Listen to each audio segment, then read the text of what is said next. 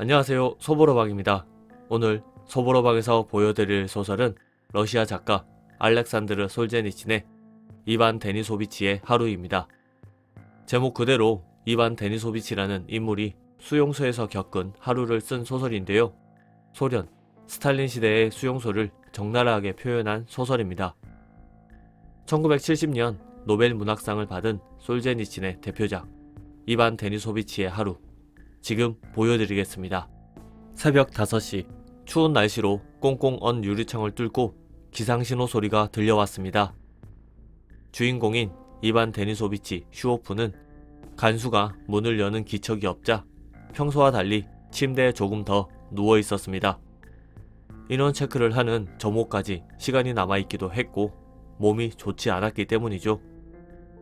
그는 침상에 누워 반장인 추린과 부반장인 파블로가 나가는 소리를 들었습니다.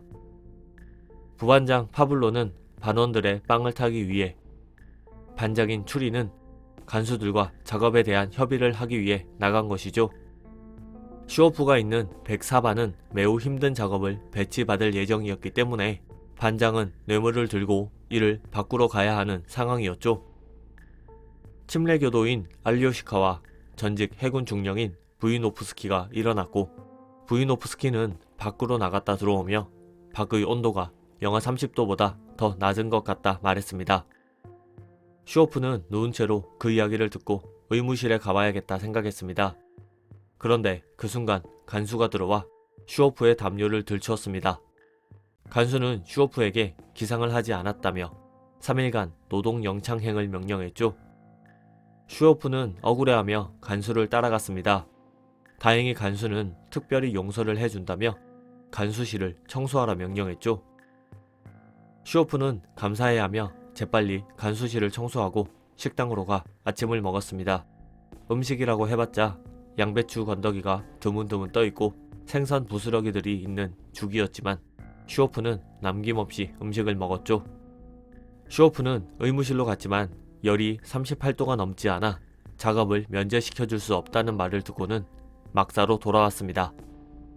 부반장인 파블로는 슈오프를 발견하고 그의 몫으로 남겨놓았던 빵을 줬습니다. 슈오프는 이 빵을 저녁에 먹을 생각으로 남들 몰래 톱밥으로 만든 매트리스 속에 숨겨놓았죠. 때마침 반장이 지시를 내렸고 104반 반원들은 점호를 하러 나갔습니다. 반장 추리는 19년이나 수용소 생활을 한 잔뼈가 굵은 사람이었습니다. 다행히도 추린이 뇌물을 바친 탓인지 104반은 지난번과 동일한 작업 현장으로 배치받았죠. 죄수들은 신체 검사를 받기 위한 줄을 섰고 같은 반원인 최자리는 담배를 피기 시작했습니다. 최자리는 젊은 죄수였습니다. 그는 영화 감독으로 영화를 제작하다 의심을 받고 투옥되었죠. 그는 부유했기 때문에 소포로 음식을 많이 받았고 담배도 넉넉했습니다. 최자리는 슈오프를 보고 그에게 담배를 줬고 슈오프는 감사해하며 담배 한 모금을 피웠죠. 그리고 황홀감을 느꼈습니다. 죄수들의 신체 검사를 하는 규율 감독관인 볼코보이는 속옷까지 검사한다고 소리쳤습니다. 추위가 심할 때는 신체 검사를 심하게 하지 않았지만 평소와 달리 깐깐하게 신체 검사를 한 것이죠. 허락받지 못한 옷을 지적받은 부이노프스키는 볼코보이에게 대들었고, 볼코보이는 부이노프스키에게 중영창 열흘이라는 일과가 끝난 뒤 영창으로 보내지는 매우 큰 벌을 내렸습니다. 신체 검사가 끝난 뒤 위병소에서 간수들은 죄수들 인원을 체크했고, 죄수들은 맹추 위에 고개를 푹 숙인 채 딱딱하게 언 땅을 밟으며 반별로 작업장으로 향했습니다. 작업장에 도착한 반장은 부반장을 데리고 사무실로 갔고 최자리도 그들을 따라갔습니다. 부자인 최자리는 소포의 음식물들을 뇌물로 사용해 따뜻한 사무실에서 시간을 때우곤 했죠. 얼마 지나지 않아 추린이 와 작업을 위한 인원 배치를 했습니다. 추린은 가장 솜씨가 좋은 슈오프와 킬리가스에게 기계실에 가 불을 피우는 작업을 하도록 지시했습니다. 벽돌 쌓는 작업을 해야 하는데 시멘트가 얼만큼 매우 추운 날씨였기 때문에 시멘트가 얼지 않게 난방을 하라는 뜻이었죠. 킬리가스는 라트비아인으로 수용소 생활이 2년밖에 되지 않은 사람이었지만 수용소 생활을 잘 적응한 사람이었습니다. 슈오프는 자신이 귀여워하는 고프치크와 함께 연통을 조립했습니다. 고프치크는 우크라이나 집단에 우유를 줬다는 제목으로 체포되어 수용소에 오게 된 어린애였죠. 알료시카가 난로에 석탄을 넣고 104반 죄수들은 벽돌을 쌓기 위한 준비를 한 뒤 잠깐 휴식을 취했습니다. 슈오프는 군인이었습니다.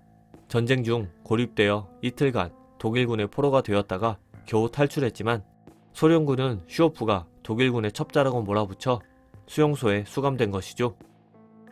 수감뿐만 아니라 수용소에서의 형기도 비상식적이었습니다. 상부가 마음대로 갑자기 형기를 연장하기도 했죠. 점심시간을 알리는 신호가 들려왔고 파블로는 반원들을 데리고 식당으로 갔습니다. 슈오프는 노련하게 식당 당번을 속여 죽그릇을 2그릇 더 얻어내 조금 더 넉넉하게 식사를 할 수 있었죠. 식사를 마치고 슈오프는 사무실에 있는 채자리에게 죽그릇을 전달하고 왔습니다. 돌아오는 길 슈오프는 눈 위에 떨어진 줄칼을 받고 호주머니에 집어넣었습니다. 신체 검사를 할 때 걸리지만 않으면 수용소 안에서 옷가지나 신발들을 다듬을 때 유용하게 사용할 수 있었기 때문이죠. 작업장에는 추린이 돌아와 있었습니다. 그는 자신이 군인이었지만 아버지가 분홍이라는 이유로 수용소로 끌려왔다는 이야기를 하고 있었죠. 반장의 이야기가 끝나고 작업이 시작되었습니다. 반원들은 모두 벽돌 쌓는 일에 열중했죠. 무시무시한 추위에 시멘트가 굳지 않게 빨리 벽돌을 쌓아야 했기 때문에 모두 일에 열중했고 금세 복귀 시간이 다가왔습니다. 복귀하라는 말에도 슈오프는 같은 반 반원과 함께 일에 몰두하다 집합 장소에 늦게 도착했습니다. 추위에 떨던 죄수들은 늦게 온 둘에게 욕을 뱉었죠. 그런데 다른 반 사람 한 명이 없다는 사실이 알려졌습니다. 둘에게 집중되었던 불만이 다른 곳으로 옮겨갔죠. 경호병들은 신속하게 죄수를 찾았고 혼자 잠이 들어버려서 집합하는 것을 몰랐던 죄수를 찾아왔습니다. 죄수들은 추위에 떨었던 사실, 그리고 복귀했을 때 쉴 수 있는 시간이 줄어들었다는 사실에 굉장히 분개했습니다. 수용소로 돌아온 죄수들은 소지품 검사를 하기 위해 위병소에 줄지어 섰습니다.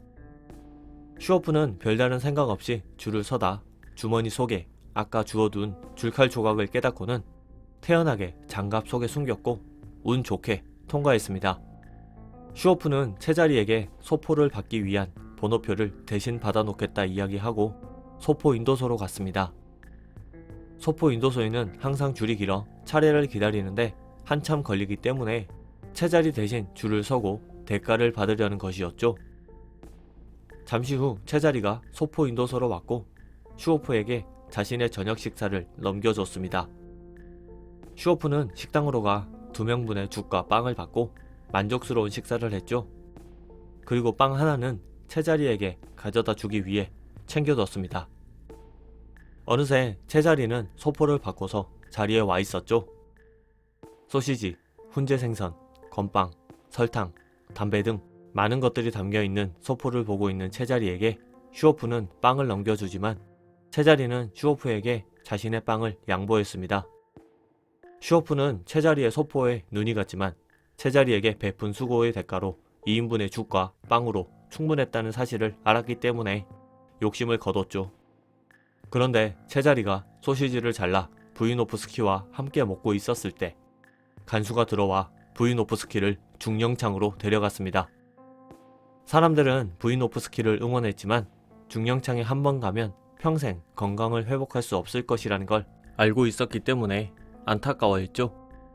점호가 시작되자 죄수들은 나갔습니다. 그런데 채자리는 자신의 소포를 누군가 훔쳐갈까봐 안절부절 못했죠.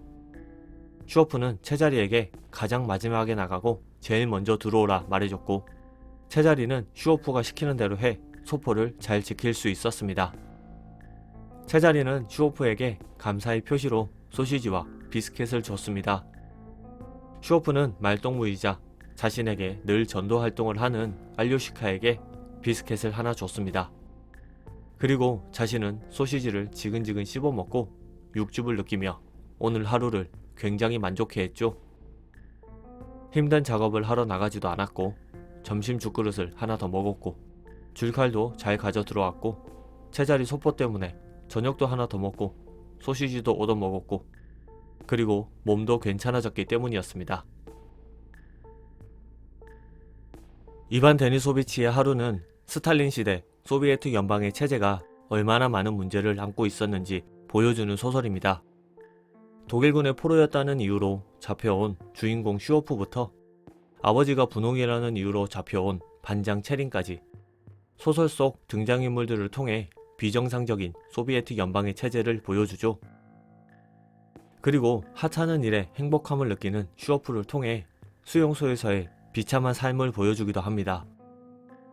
솔제니치는 이렇게 문학작품을 통해 소련 체제를 비판했고 노벨상까지 받게 되지만 결국 소련 정부의 미움을 받아 추방당합니다.